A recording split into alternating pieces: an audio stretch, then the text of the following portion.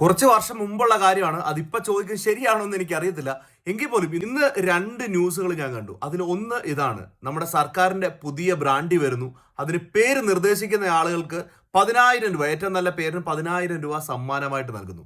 രണ്ടാമത്തേത്, new year ആഘോഷിക്കാനായിട്ട് സർക്കാർ 12 മണി വരെയും ബാറുകൾ തുറന്നു വെക്കാനായിട്ടുള്ള അവസരം ഒരുക്കിയിരിക്കുകയാണ്. ബിയർ, വൈൻ എല്ലാം തുറന്നു വെക്കാന്നാണ് പറഞ്ഞത് 12 മണി വരെ. അപ്പൊ ഞാൻ ചോദിക്കാൻ വന്ന കാര്യം ചോദിക്കുന്നതിന് മുമ്പ്, കഴിഞ്ഞ വർഷം ന്യൂ ഇയർ ആഘോഷവുമായിട്ട് ബന്ധപ്പെട്ടുകൊണ്ട് ഞങ്ങളുടെ നാട്ടില് ഒരു ചെറിയൊരു മ്യൂസിക് പരിപാടി, ഒരു ഗാനമേള പോലത്തെ ഒരു പരിപാടി വെച്ചു. എവിടെ നിന്നാണെന്ന് അറിയത്തില്ല. 10 മണിയായപ്പോ പോലീസുകാർ പറന്നു വന്നു, നിർത്തിക്കോ, പരിപാടി നിർത്തിക്കോ എന്ന് പറഞ്ഞ് മൈക്കും എല്ലാ സാധനവും അവർ ഓഫ് ആക്കിയിട്ട് പോയി. അപ്പൊ 12 മണി വരെയും വേണമെങ്കിൽ കള്ള് കുടിച്ച് അർമാദിക്കാം, പക്ഷെ പാട്ട് കേട്ട് സന്തോഷിക്കരുത്.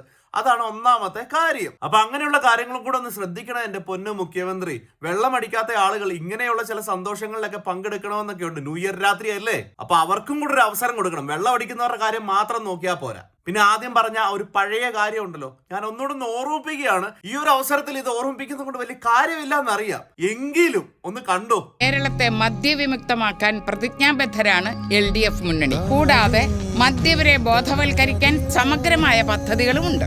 അതുകൊണ്ട് നുണ പറയുന്നവരെ തിരിച്ചറിയുക. നിങ്ങളുടെ വോട്ട് LDFന് തന്നെ നൽകുക. LDF വരും.